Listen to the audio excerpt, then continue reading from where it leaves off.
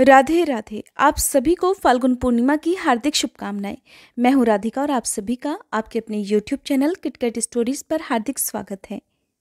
आज रसपान कीजिए फाल्गुन पूर्णिमा के दिन सुनी जाने वाली व्रत कथाओं का, जिनमें से पहली कथा भगवान शिव और कामदेव से संबंधित है। पौराणिक कथा के अनुसार भगवान शिव से देवी पार्वती जी विवाह करना चाहती थी, लेकिन भगवान शिव तपस्या में लीन होने के कारण उनकी ओर ध्यान ही नहीं दे रहे थे। शिवजी का ध्यान भंग न होने के बाद भी देवी पार्वती ने अपनी तपस्या जारी रखी। देवी पार्वती की कोशिश और कठिन तपस्या को देखकर प्रेम और सौंदर्य के देवता कामदेव प्रसन्न हुए और उन्होंने भगवान शिव की तपस्या को भंग करने के लिए एक पुष्प बाण चला दिया। बाण चलाने के बाद भगवान शिव की तपस्या भंग हो गई और वे कामदेव पर क्रोधित हो गए। क्रोधित होने के बाद भगवान शिव ने अपनी तीसरी आंख खोल दी और उस क्रोध की अग्नि में प्रेम और सौंदर्य के देवता कामदेव जलकर भस्म हो गए। जब भगवान शिव ने कामदेव को भस्म कर दिया, तब उन्होंने देवी पार्वती की ओर देखा। देवी पार्वती की आराधना सफल हो गई थी और भगवान शिव ने उन्हें पत्नी के रूप में स्वीकार कर लिया। इधर कामदेव की पत्नी रति ने भगवान शिव की आराधना की और अपने पति को फिर से पुनर्जीवित करने की प्रार्थना की। भगवान शिव ने कामदेव की पत्नी रति की आराधना को स्वीकार कर लिया और उनके पति को फिर से जीवित कर दिया। जीवित होने के बाद भगवान शिव ने कामदेव को नया नाम मनसिज दिया। भगवान शिव ने कहा कि अब तुम अशरीरी रहोगे। जिस दिन भगवान शिव ने कामदेव को जीवित किया, उस दिन फाल्गुन मास की पूर्णिमा तिथि थी। दूसरी पौराणिक कथा भगवान श्री विष्णु के परम भक्त प्रहलाद से जुड़ी हुई है। होलिका भक्त प्रहलाद की बुआ थी। अपने भाई हिरण्यकश्यप के आदेश पर वे भक्त प्रहलाद को गोद में उठाकर धधकती हुई आग में प्रवेश कर गई। होलिका को वरदान मिला हुआ था कि आग उन्हें जला नहीं सकती, लेकिन भगवान विष्णु की कृपा से उस धधकती हुई अग्नि में होलिका तो जलकर भस्म हो गई और भगवान विष्णु के भक्त प्रहलाद जीवित बच गए। अब इस कथा को विस्तार पूर्वक सुनिए। विष्णु पुराण में भक्त प्रहलाद की कथा का उल्लेख मिलता है। प्रहलाद भगवान विष्णु के अनन्य भक्तों में से एक थे। पौराणिक कथा के अनुसार महर्षि कश्यप की पत्नी दक्ष पुत्री दिति के गर्भ से दो महान पराक्रमी बालकों का जन्म हुआ। इनमें से बड़े का नाम हिरण्यकश्यपु और छोटे का नाम हिरण्याक्ष था। दोनों भाइयों में बड़ा प्रेम था। दोनों ही महान बलशाली, अमित पराक्रमी और आत्मबल संपन्न थे। दोनों भाइयों ने युद्ध में देवताओं को पराजित करके स्वर्गलोक पर अधिकार कर लिया था।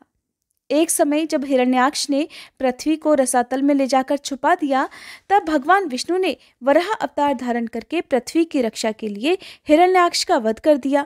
इधर भगवान विष्णु द्वारा अपने भाई की हत्या का बदला लेने के लिए हिरण्यकश्यप ब्रह्मा जी को प्रसन्न करने के लिए घोर तपस्या करने लगा। दैत्यों के राज्य को राजविहीन देखकर इधर देवताओं ने उन पर आक्रमण कर दिया और दैत्यगण इस युद्ध में पराजित हुए और पाताल लोक को भाग गए।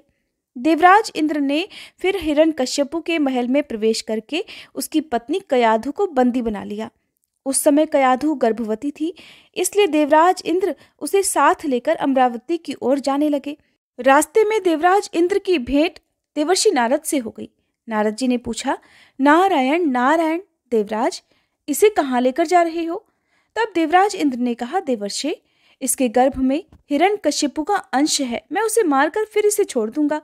ये बात सुनकर देवर्षि समझाने लगे कि देवराज, इसके गर्भ में तो बहुत बड़ा भगवत भक्त है, जिसे मारना तुम्हारी शक्ति के बाहर है, इसलिए कयाधु को छोड़ दो। तब नारद जी के वचनों का मान रखते हुए देवराज इंद्र ने कयाधु को छोड़ दिया और अमरावती चले गए। इधर नारद जी कयाधु को अपने आश्रम पर ले आए और उससे कहने लगे कि बेटी, तुम यहाँ आराम से रहो जब तक तुम्हारा पति अपनी तपस्या पूरी करके वापस नहीं लौटता।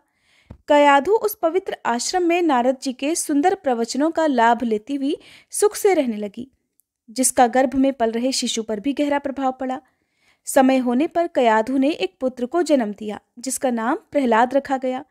इधर हिरण्यकश्यपु की तपस्या पूरी हुई और वह ब्रह्मा जी से मनचाहा वरदान लेकर वापस अपनी राजधानी चला आया। कुछ समय के बाद कयाधु भी प्रहलाद को लेकर नारद जी के आश्रम से राजमहल में आ गई।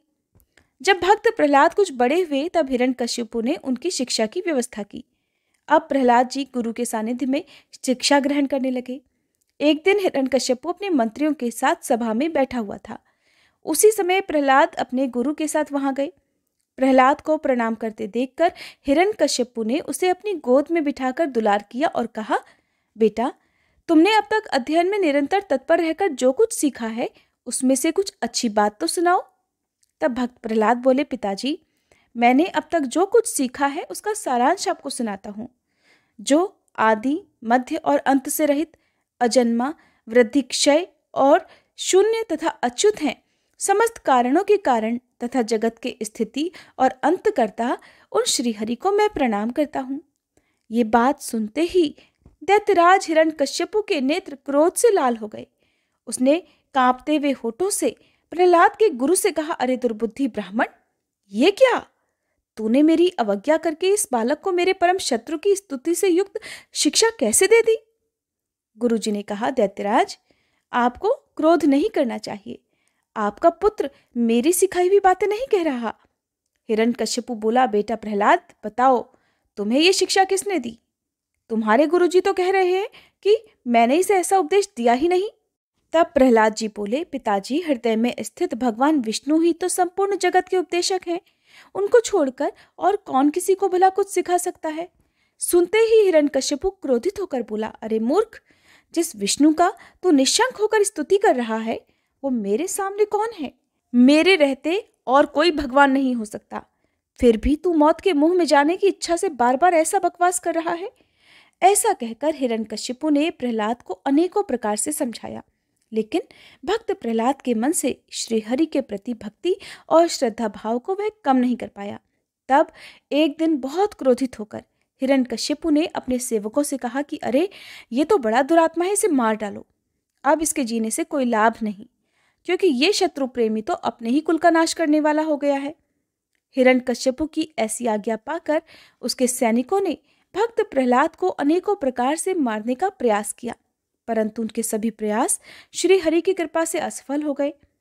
उन सैनिकों ने प्रहलाद पर तरह तरह के अस्त्र शस्त्रों से आघात किया, लेकिन प्रहलाद को कुछ नहीं हुआ। उन्होंने भक्त प्रहलाद के हाथ पैर बांधकर समुद्र में फेंकवा दिया, लेकिन फिर भी प्रहलाद बच गए। उन सब ने प्रहलाद को अनेकों विषैले सांपों से डसवाया और पर्वत शिखर से गिरवाया, लेकिन भगवान विष्णु की कृपा से भक्त प्रहलाद को कुछ भी नहीं हुआ। जब प्रहलाद जी को मारने के सभी प्रकार के प्रयास विफल हो गए, तब हिरण्यकश्यपु ने अपनी बहन होलिका को बुलवाया। इसके पीछे यह कारण था कि उसे वरदान में एक ऐसा दुशाला मिला हुआ था जिसे ओढ़ने के बाद अग्नि भी उसका कुछ नहीं बिगाड़ सकती थी, अग्नि उसे जला भी नहीं सकती थी। हिरण्यकश्यपु ने होलिका को ये आदेश दिया कि उन्हें प्रहलाद को अपनी गोदी में लेकर अग्नि में बैठना है, ताकि भगवान विष्णु का नाम लेने वाला प्रहलाद जलकर भस्म हो जाए, या फिर अग्नि के डर से वह हिरण्यकश्यपु को ही अपना भगवान मानने लगे। हिरण्यकश्यपु के आदेश पर होलिका अपने भतीजे प्रहलाद को लेकर जलती हुई अग्नि में बैठ गई। उस समय होलिका ने वरदान में प्राप्त वही दुशाला ओढ़ा हुआ था।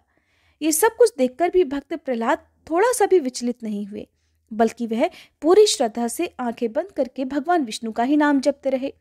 परंतु होलिका को मिला हुआ ये वरदान उस समय समाप्त हो गया जब उसने भगवान भक्त प्रहलाद को मारने का प्रयास किया। इस प्रकार प्रहलाद को मारने के प्रयास में होलिका की उसी अग्नि में जलकर मृत्यु हो गई। होलिका तो अग्नि में जल गई, परंतु भगवान विष्णु की कृपा से भक्त प्रहलाद को कुछ भी नहीं हुआ।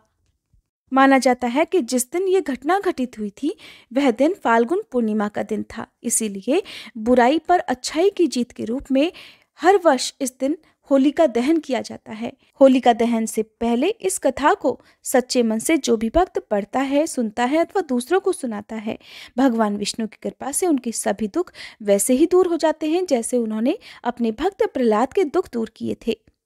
ये थी फाल्गुन पूर्णिमा के दिन सुनी जाने वाली भक्त प्रहलाद की कथा। उम्मीद है ये वीडियो आपको पसंद आई होगी। अगर आप श्री सत्यनारायण भगवान की कथा भी सुनना चाहते हैं तो इसकी वीडियो हमारे चैनल पर अपलोड हो चुकी है, आप उस वीडियो को भी जरूर देख लीजिएगा।